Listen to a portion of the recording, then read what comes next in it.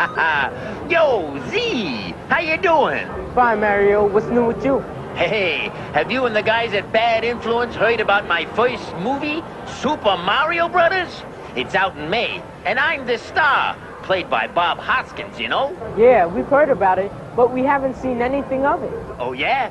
Well, just take a look at this. Mario! Luigi! Alien species escaping from Metro Aliens? City. Oh, we gotta deal with aliens too? Luigi, we're the aliens! Nintendo is no stranger to experimenting with their own tentpole franchises, and too many examples to count. But one that they'd certainly rather leave in the past is none other than the live-action Super Mario Bros. Film from 1993. As the first major live-action Hollywood blockbuster adapted from a video game, it became quickly denounced as one of the worst adaptations of all time, and convinced Nintendo to no longer license any of its properties for films, until 30 years later with the release of Illumination's Super Mario Bros. Movie.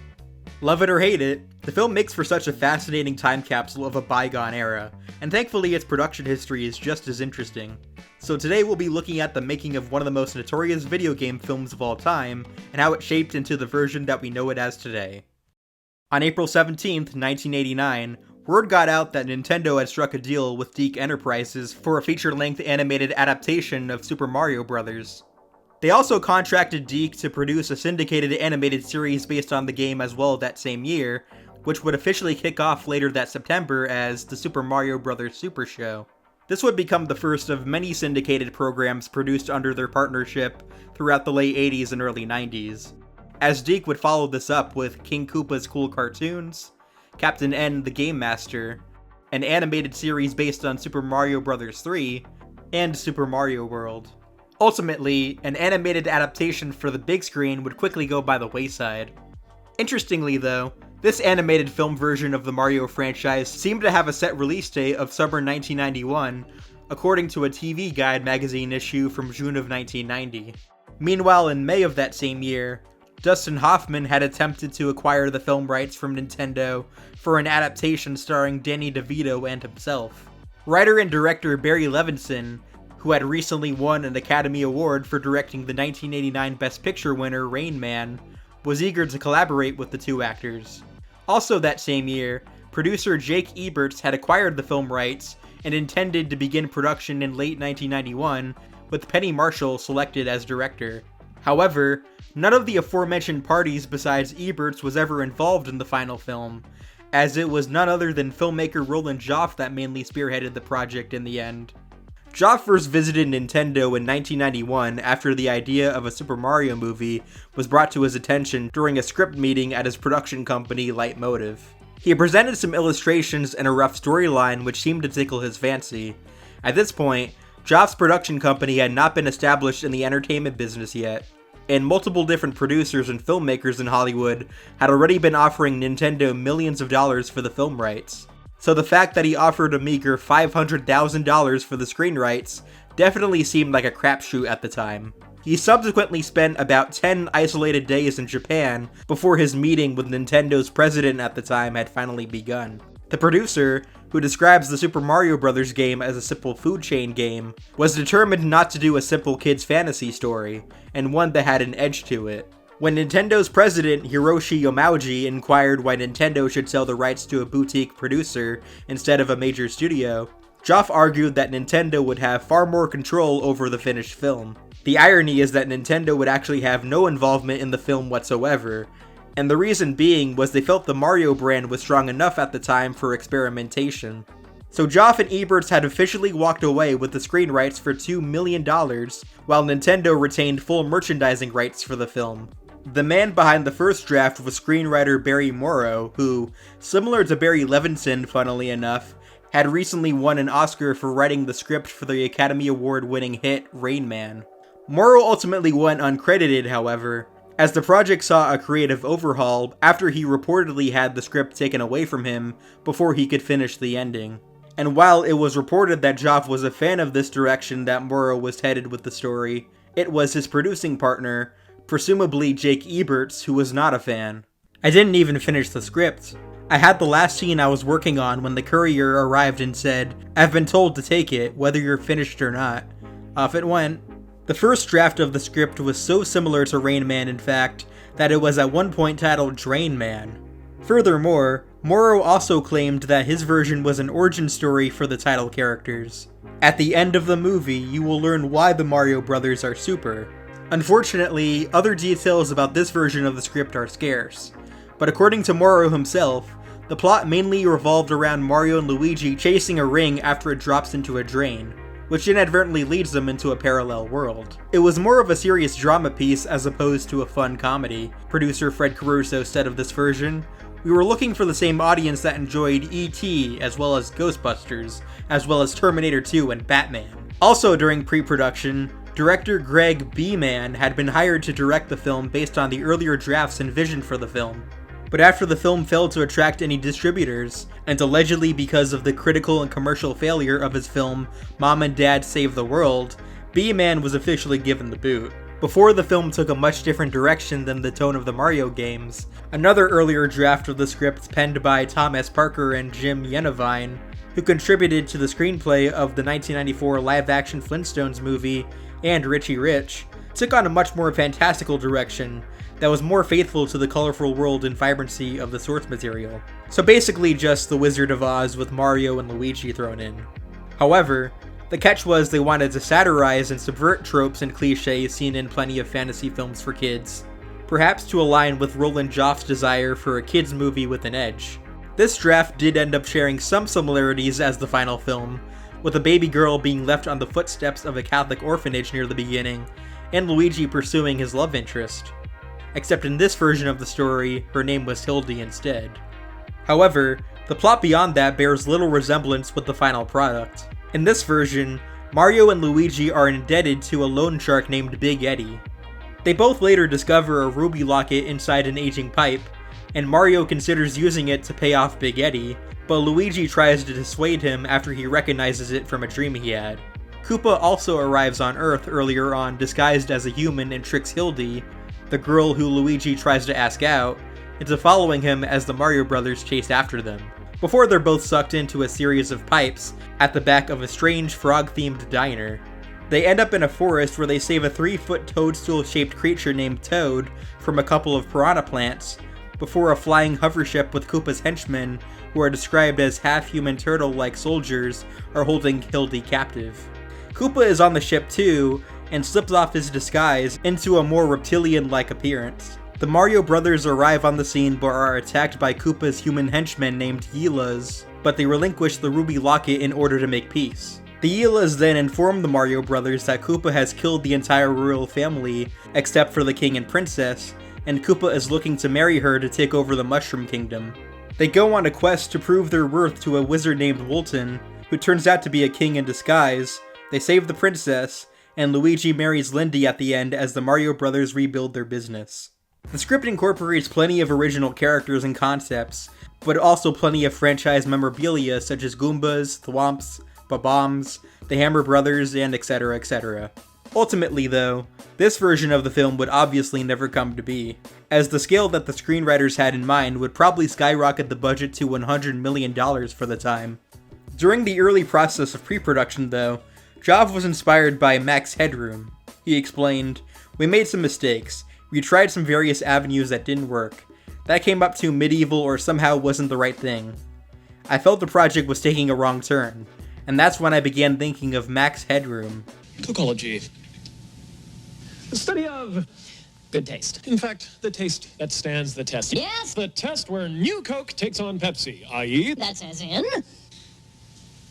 the New Coke Pop Quiz.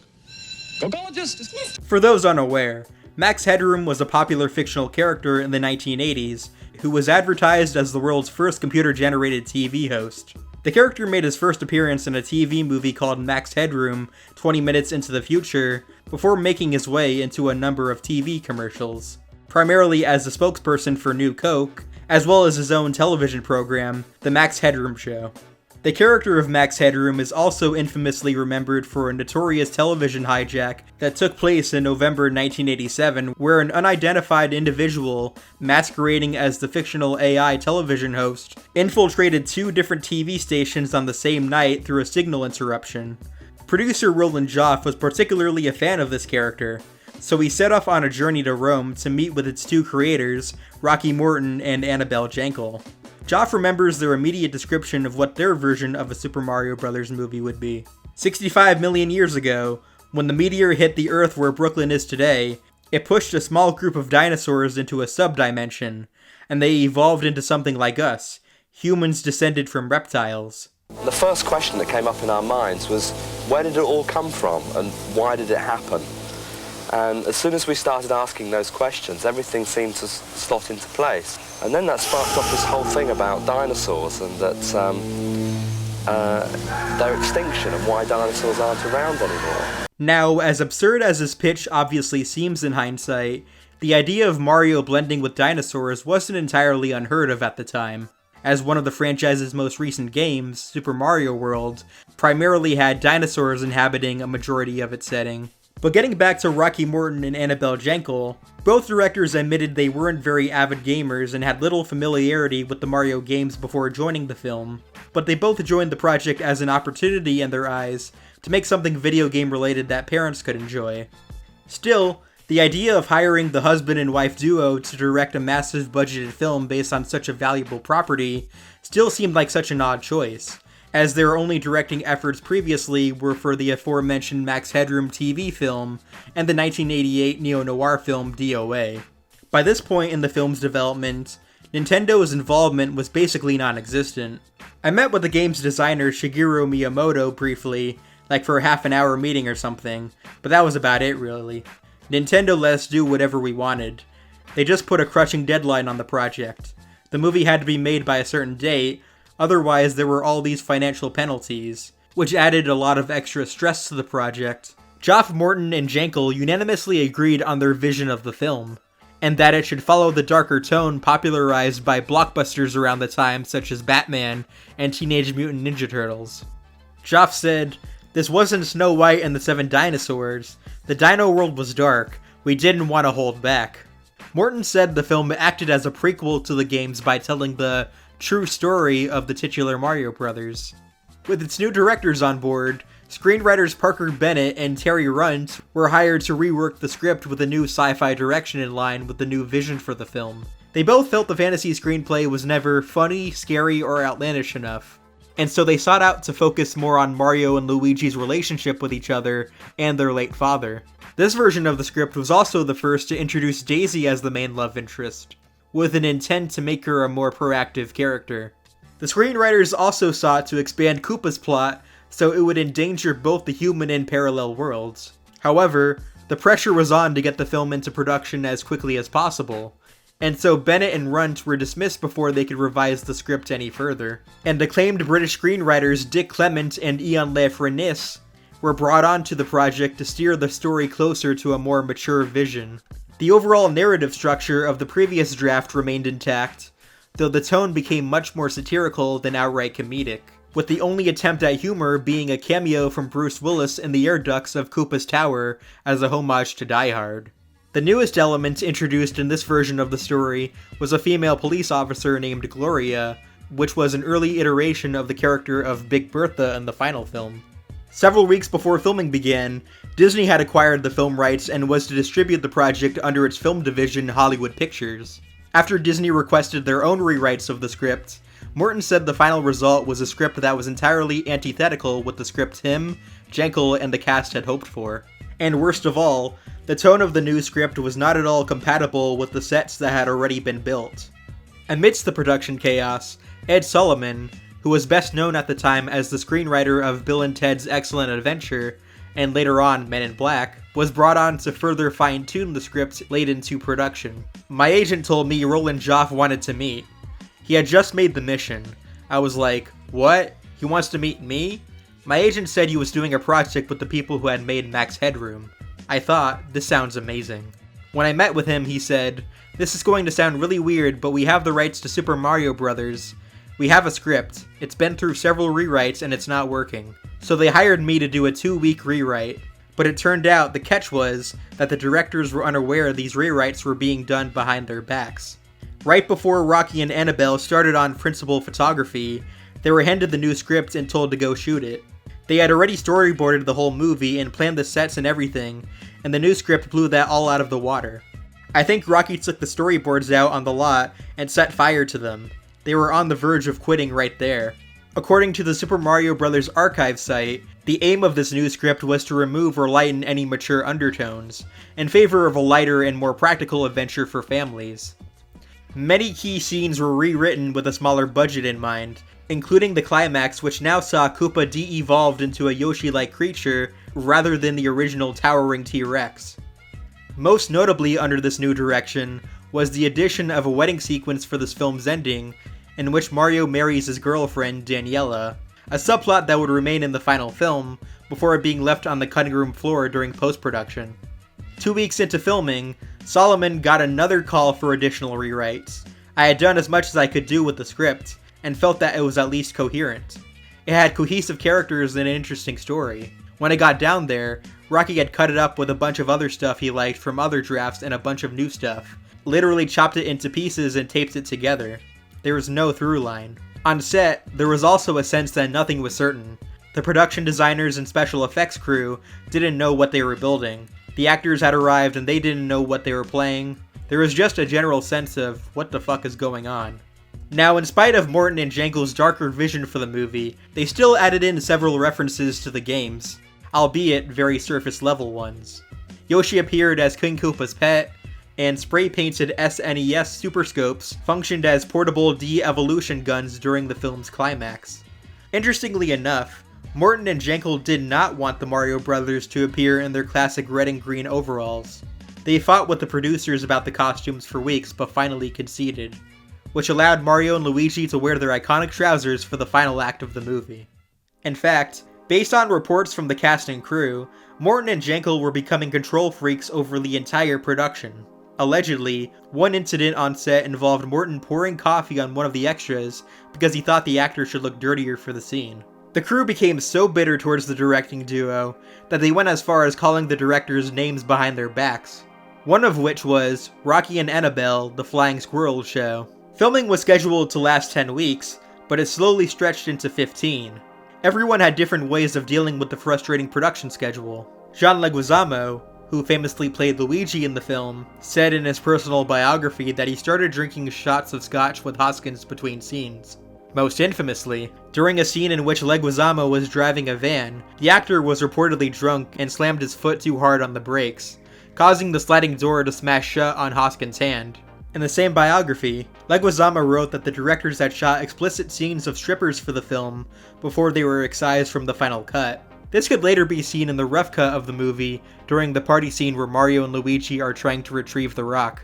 At this point in production, the relationship between the directors and crew became so vicious that Dennis Hopper, who played the conniving President Koopa in the film, had started screaming at the directors over their allegedly unprofessional behavior. He just started screaming at Annabelle and Rocky. He's telling them they're completely unprofessional, that he's never seen anything like this. He yells, "You rewrote my lines. You call this writing? This is shit. It's shit. And the fact you do it without asking me?" He went on and on. He couldn't control himself. The script had probably been rewritten 5 or 6 times by the time I had arrived there. I don't really bother anymore. I just go in and do it scene by scene.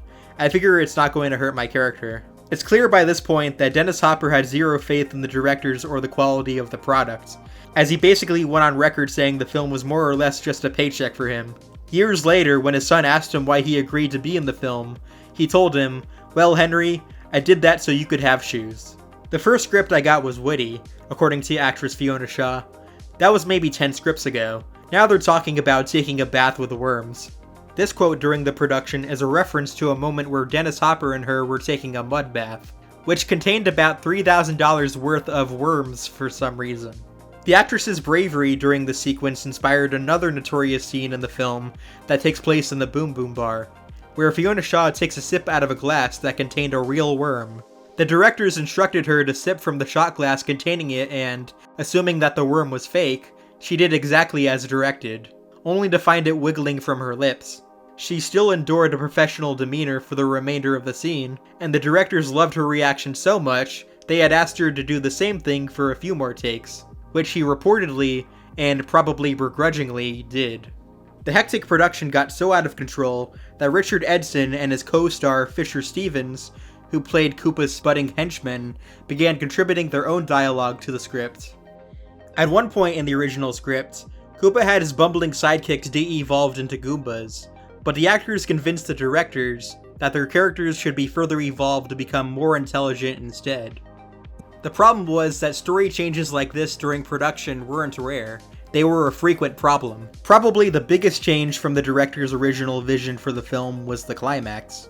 Morton and Jankel wanted to film an epic battle sequence on the Brooklyn Bridge involving Mario and Koopa.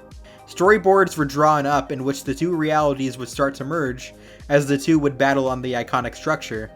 Mario would have won in this alternate ending after dropping a bomb down Koopa's throat before kicking him into a river before he exploded. The scene was never filmed over budgetary concerns, however, and Koopa was instead blasted with the Super Scope guns in his own dimension and reduced to a green sludge. After principal photography finally wrapped, the film's producers tried to distance Morton and Jankel from the film as much as possible. Leitmotiv had gotten 2 other production companies to buy into the film, and now there were 3 sets of producers that had money at stake if the movie was a financial failure. "I was locked out of the editing room," Morton said. "I had to get the Directors Guild of America to come in and help me get back into the editing room. I tried to get the editor to cut it digitally, but they refused." In addition to explaining his perspective on the various issues that had plagued the final product, Morton explained the original ending he and Jankel had in mind for the film that never saw the light of day. The Mario brothers were back in Brooklyn, and there's a knock-knock on the door, and it's 2 Japanese executives from Nintendo. They've come to buy the story, the life story of the Mario brothers, because they want to use it in this video game they're producing. They write down the story, dictated to them by Mario and Luigi, and it all gets lost in translation. This was the crucial scene of the movie because it made sense of the entire movie and why the movie was so different to the video game, because it got lost in translation by Nintendo. We shot it and everything, but the producers cut it out. The only remnant of this lost ending that can be seen in the final film is a post-credit scene where the same 2 Japanese businessmen discuss turning Iggy and Spike's adventures into a video game. Also, interestingly enough, the credit song for the film, Almost Unreal, written and performed by Roxette, was initially written for the Disney film Hocus Pocus, which premiered later that same year. But after Disney had acquired Super Mario Bros., they transferred the song to that film instead. The group re-recorded the lyrics to omit most references to Hocus Pocus, although the title would still remain in the song's chorus, with the lyric, "I love when you do that Hocus Pocus to me." As far as the rest of the story goes, it played out exactly as you'd imagine. When the film was released on May 28, 1993, it became an immediate critical and commercial disaster, with directors Rocky Morton and Annabelle Jankel becoming blacklisted as a result of the terrible production and gargantuan failure of the final product. You look at the movie and you see millions of dollars on the screen of special effects and all of those customized cars and that other world that they've created and everything else, and it doesn't add up to anything. It's just a lot of people running around, all talking at once in a plot that nobody cares anything about, and just every once in a while, a little moment that kind of sparkles. Dennis Hopper is kind of good in a couple of his speeches, but it's a complete waste of time and money. Bob Hoskins would subsequently label it as the biggest regret of his career. To add further salt to the wound, the film was released just 2 weeks before another dinosaur-related film, Steven Spielberg's Jurassic Park, which would ultimately become a cultural touchstone and the highest-grossing film of all time.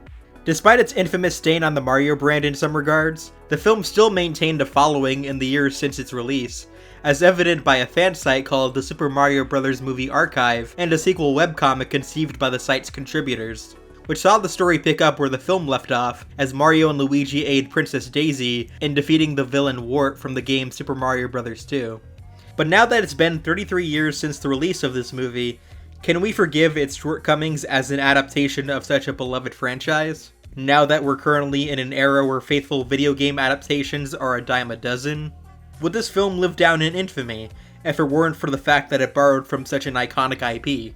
Not too long ago, I caught a specialty screening of this movie where a ton of fans of the film had shown up who had greatly appreciated the movie, whether ironically or genuinely, and I guess you could argue that a newer appreciation for this film was what warranted a deeper dive into the production history here. Is the film genuinely and truly good? That I think I'll never know the true answer to. But I can in good faith call the movie entertaining, whether that's because of its impressive special effects and imagination on display, or purely because of the fact that a movie like this even exists. What I can say for certain is that it doesn't lack for ambition, which is something I can't say for a number of tentpole films over the years that were far less reviled than this. If you haven't seen this film yet, it's well worth a watch at least once in your life, to see if you too can trust the fungus.